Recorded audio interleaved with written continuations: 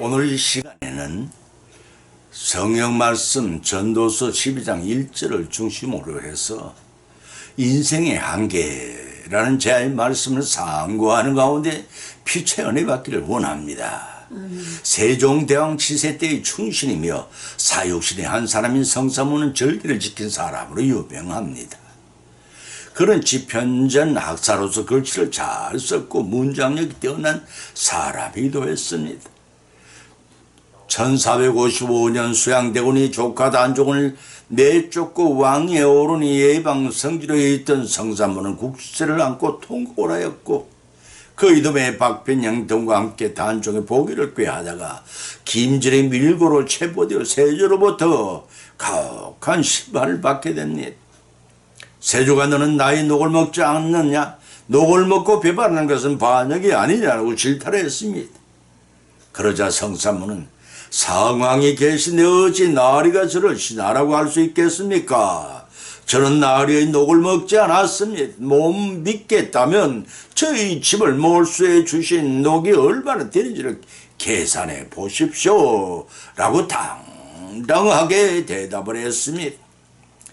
진완 세조는 형에게 명하여 불에 달군 인두로 성사모의 허벅지를 찔렀고 팔을 잘라버렸습니다. 겉부리겠습니까? 이게 박백년 유성은 아위지 영부와 함께 노량진역 근처 한강가 채영자로 끌고 갔습니다. 북소리가 사형 집행을 체포하는 것 같이 점점 가까이 들려왔습니다. 성사모는 항구에 실려가면서 이렇게 심글 시로 남겼다고 전했습니다. 석양이 지는 저녁바람에 해는 지려는데 북투들이는 소리는 사람의 목숨을 재촉하는구나. 서성기려는 여관이 없을 것이니 오늘 밤 네 집에 자야 하는고. 아무리 훌륭한 삶을 살았을지라도 가야 할 목적이 없는 사람은 철량하고 불쌍한 사람입니다. 정신없이 앞만 쳐다보고 먹을 것을 안 먹고 입을 것을 안 입고 살아온 결과 많은 부를 축적하였으나 이제 누려보려고 하니 늙고 중병이 들어 죽게 되는 것이 인생입니다. 특히 세상에서 자랑할 만한 명예나 많은 돈으로 쾌락을 누리던 사람일수록 허무감을 더욱 많이 느낀다는 것입니다. 바로 그것이 인생의 한계점입니다. 이 시간에는 인생의 늙어감을 피할 수 없습니다. 인생은 질병을 피할 수 없습니다. 인생은 죽음을 피할 수가 없습니다. 이런 한 말씀을 본문으로 삼고 상고하는 가운데 피자의 풍성한 은혜 받는 귀중한 시간이 되시기를 예수님의 이름으로 간절히 축원을 드립니다. 첫 번째는 늙어감을 피할 수 없다고 했습니다. 본문의 말씀 전도서 12장 1절을 쳐다 봉독하면 너는 청년 때 공고한 날에 이르기 전 나는 아무 낙이 없다고 할 해가 가깝기 전에 너의 창조주를 기억하라고 하였습니다. 좀 더 젊을 때 창조주를 기억하는 복된 삶을 살아야 한다는 것입니다. 공고한 날이 이르기 전에 맡기신 사명을 잘 감당해야 후회하지 않는 인생을 살게 됩니다. 본문의 말씀은 삶의 기쁨이 사라지고 기력이 쇠퇴하는 노년기에 이르기 전 하나님께서 존재하시다는 사실을 인식하고 하나님이 창조하실 때 인간에게 요구하신 인간으로서의 의무와 권리를 이행하라는 말씀입니다. 스웨덴의 나이팅게일이라 불리던 제니 린드라는 여가수가 있었습니다. 한때 오페라 가수로 크게 성공했던 사람입니다. 그런데 그녀는 최정상의 자리에 최고의 절정을 인기를 누리고 있던 어느 날 호련히 무대를 떠난 후 다시는 무대를 서지 않았습니다. 은퇴를 한 것입니다. 그녀는 많은 돈과 명성과 수많은 청중의 갈채를 잃어버렸으나 은둔 생활에 만족을 했습니다. 어느 날 한 영국 기자 친구가 해변 모래사장에 앉아 성경을 보고 있는 그녀를 발견하고 쫓아갔습니다. 제니, 어떻게 최전성식의 무대를 떠날 수가 있었나요? 현역 시대 나는 공연이 끝나고 나면 성경을 읽곤 했는데 무대에서 각광을 받고 난 직후에는 잘 자꾸만 내 자신에게 무엇인가 부족한 것이 있다고 느껴졌지요. 과연 나는 하나님이 위해 얼마나 살아왔는가를 생각하게 되었다는 것입니다. 제니는 성경에 손을 올려놓으며 이렇게 말한 후 결국 나는 아무리 갈채를 받아 최정상의 자리에 있는 그 생활이란 지는 해를 가리켜서 지는 해와 같다는 결론을 내렸지요. 해가 지기 전에 하나님이 나에게 맡기신 일을 해야 한다고 결심했던 것입니다. 그러니 제가 더 이상 무대에 설 이유가 없어졌지 뭡니까? 그저는 늙어감을 피할 수 없는 인생의 한계를 일찍 깨닫고 느꼈던 것입니다. 쓸모없기 전에 육신의 일을 그만두기로 한 것입니다. 일반적인 통설에 의하면은 하나님을 섬기지 않는 많은 사람들이 정년 퇴직 30개월 내에 육체적인 질병이 엄청나게 증가하는 한다는 사례가 보고되었습니다. 이러한 사실은 정년의 나이 때문이 아니라는 것입니다. 대부분의 의사들이 공통적으로 인정하고 있는 것은 일자를 잃어버린 사람들이 이제는 자기 자신의 모든 삶의 중심으로부터 소외되었다는 느낌을 스스로 의식한 결과라는 것입니다. 그들의 삶 속에는 하나님이 없기 때문입니다. 등산을 다닌다, 낚시를 한다, 여행을 다니고 골프를 치고 정원을 가꾸는 일 정도는 도저히 자신의 소속의식을 회복할 수가 없는 것입니다. 자신이 이제는 이 사회에 더 이상 쓸모없는 존재라 느끼게 되는 순간부터 자신이 늙어버렸음을 체험하게 됩니다. 육체적인 질병의 대부분은 이러한 의식과 더불어 발생을 합니다. 스스로가 자신이 늙었다고 생각하면 그 생각은 자신의 필요 이상으로 늙게 하는 것입니다. 이럴 때일수록 인간은 이 땅에 100년도 못다 사는 이 생을 탓하지 말고 영원한 생명을 약속하신 하나님을 생각해야 합니다. 더덥고 허무하다 생각하며 살아갈 것이 아니라 하나님 나라에서 영생을 살아갈 준비를 해야 할 점을 명심해야 합니다. 두 번째는 질병을 피할 수가 없다고 했습니다. 본문의 말씀 마가복음 5장 25절로 26절 찾아 봉독하면 12회를 혈루증으로 앓는 한 여자가 있어 많은 의인에게 많은 괴로움을 받고 있던 것도 다 업이었을 때 아무 혐도 없고 도리어 중하던 차에라고 하였습니다. 하나님을 중심한 에덴 낙원이 삶은 영육 간에 강건했습니다. 그러나 선악과 범죄로 아담과 하와 곧 인간에게 죄가 침투하였을 때 병약해지고 말았습니다. 병약해졌을 때 하나님의 자녀들에게 구원의 손길이 닿습니다. 신명기 7장 15절 기록하기를 여호와께서 모든 질병을 네게서 멀리하사 너희가 아는 바 그 애굽의 악질이 네게 임하지 않게 하시고 너를 위한 모든 자에게 임하게 하실 것이라고 하셨습니다. 또 계시록 22장 17절에서는 성령과 신부가 말하기를 오라 하시는 도다 듣는 자도 오라 할 것이요 원하는 자는 값없이 생명수를 받으리라고 하였습니다. 이런 말씀을 통해 인간의 병로 생사를 입으로 주관하신 하나님이시며 복음을 듣고 원하는 자에게는 값없이 영생의 생명수를 받아 마시게 하시겠다는 말씀입니다. 초림하신 예수님께서도 천국 복음을 전파하는 한편으로 육신적으로 병들어 고통받는 백성들을 고쳐주셨습니다. 장녀의 눈을 뜨게 하셨고 범인의 입을 열어 말하게 하셨으며 천형의 죄라는 문둥병도 고쳐주셨고 죽은 지 사흘이나 되었으고 냄새가 나는 나사로도 살려주셨습니다. 어느 날 마태가 초청한 잔치에 참석한 예수님께서는 바리새인의 죄들과 시사를 같이 한다고 제자들에게 흉을 보는 말씀을 들었습니다. 그때 예수님께서는 건강한 자에게는 의원이 쓸데없고 병든 자에게나 쓸데가 있느니라 이렇게 말씀하신 후 이어서 내가 의인을 부르는 것이 아니요 죄인을 부르러 왔노라고 밝히셨습니다.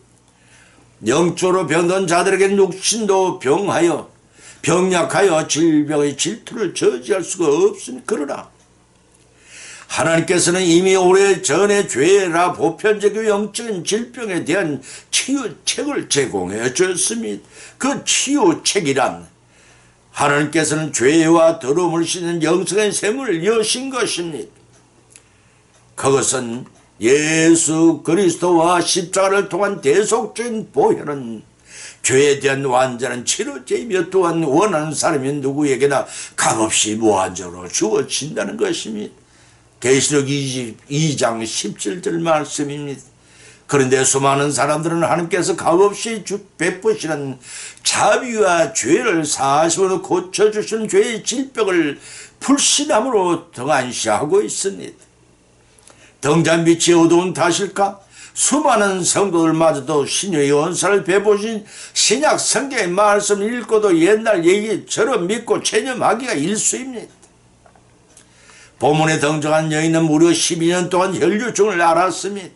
혈류증은 비혈셀, 병증, 만성 혈류증을 가리키는데 악화되면 자궁이 암이 되기도 하는 무서운 출혈병입니다. 12회 동안 용하다는 수많은 의원들에게 진료를 받고 백번은 노력했으나 고침을 받지 못해 만사가 허사로 돌아갔습니다. 얻은 것이라고는 육체적 청춘과 괴로움뿐이었습니다. 오늘날의 현대의학도 고칠 수 없는 한계를 드러내는 불치병들이 많은데 주님은 현대의학이 포기한 병을 고쳐주시고 믿는 자들에게 은혜를 베풀어 주십니다. 주님은 신유의 은사를 가지신 전능의 하나님이시기 때문입니다. 인간의 혈루병을 앓는 여인처럼 모든 노력을 다 경주하여 절망적인 극한 상황에 놓이게 되면 겸손한 마음으로 주님 앞에 비로소 서게 됩니다. 이를 위하여 질병을 피할 수 없게 만듭니다. 이렇게 인간이 자신의 능력의 한계를 느끼고 절망 가운데 주님을 찾고 주님의 자비가 신유의 은사로 그 절망 가운데 선자에게 베풀어질 때 인간은 영원한 치유를 받게 됩니다. 그것은 온전한 구원 곧 영원한 생명을 얻게 되는 것임을 부디 잊지 마시기 바랍니다. 세 번째는 죽음을 피할 수가 없다고 했습니다.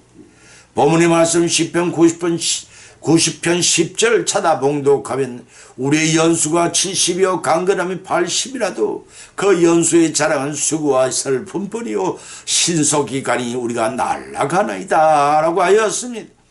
이 땅에서 오래 살고자 하는 현대인들에게 본문의 말씀은 그 연수의 자랑은 헛된 뿐임을 증거하고 있습니다.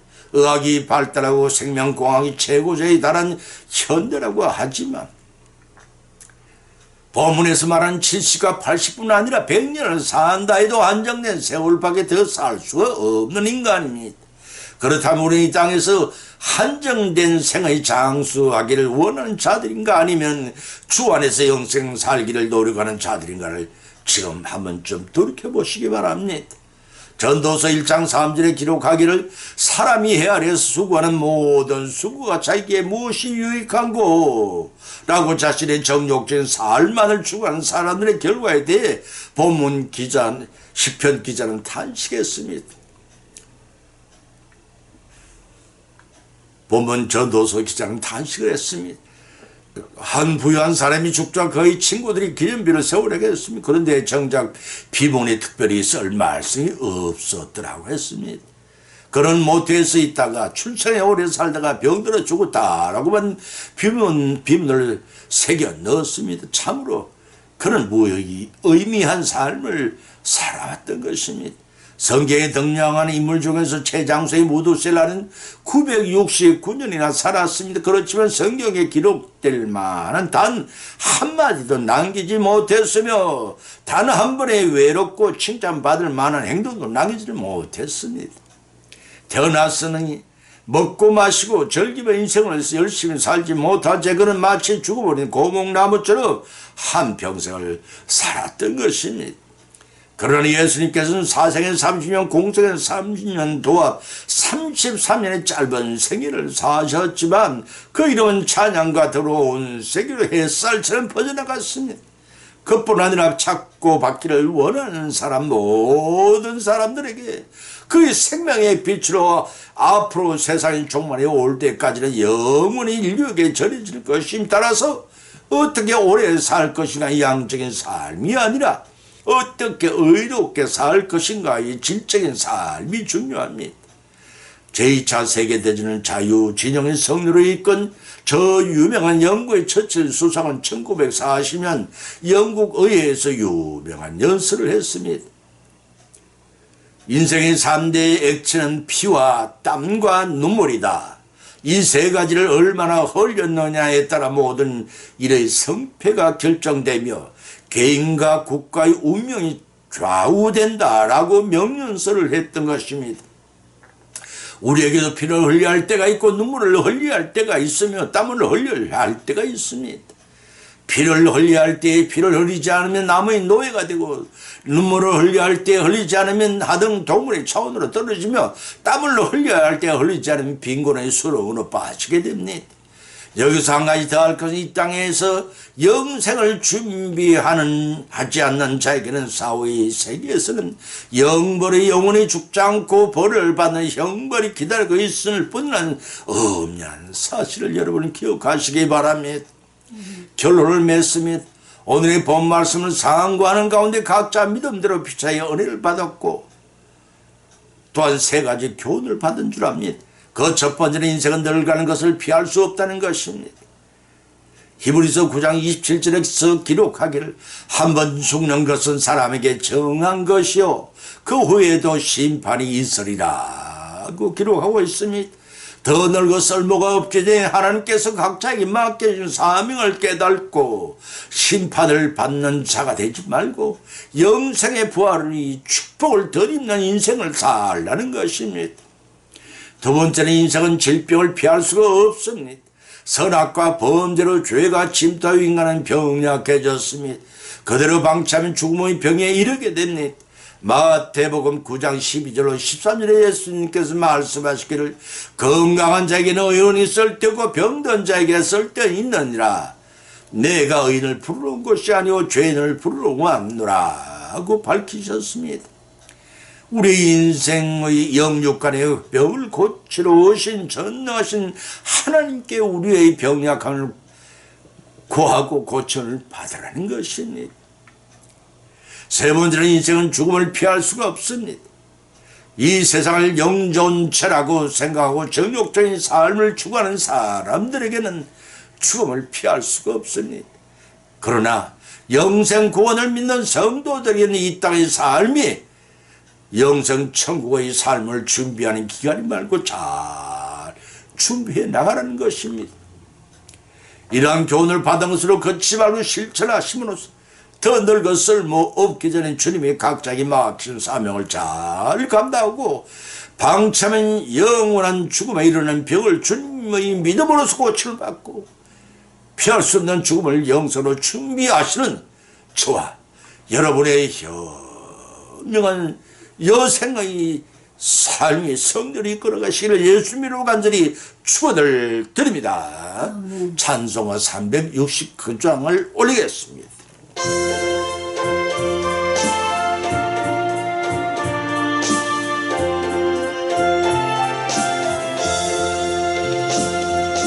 죄짐 맡은 우리 구주 어찌 좋은 친구인지 걱정 근심 무거운 짐 우리 주께 맡기세 주께 고함 없는 고로 복을 받지 못하네 사람들이 어찌하여 아랠 줄 모를까 시험 걱정 모든 괴로움 없는 사람 누군가 부질없이 낙심 말고 기도드려 아뢰세 이런 진실하신 친구 찾아볼 수 있을까 우리 약함 아시오니 어찌 아니하릴까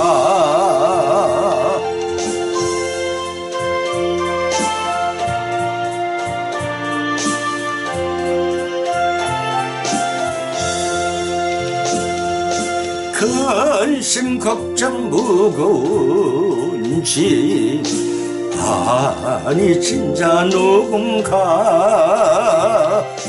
피난처는 우리 예수님 주께 기도드리세 세상 친구 멸시하고 너를 조롱하여도 예수님 품에 안기어서 참된 위로 받겠네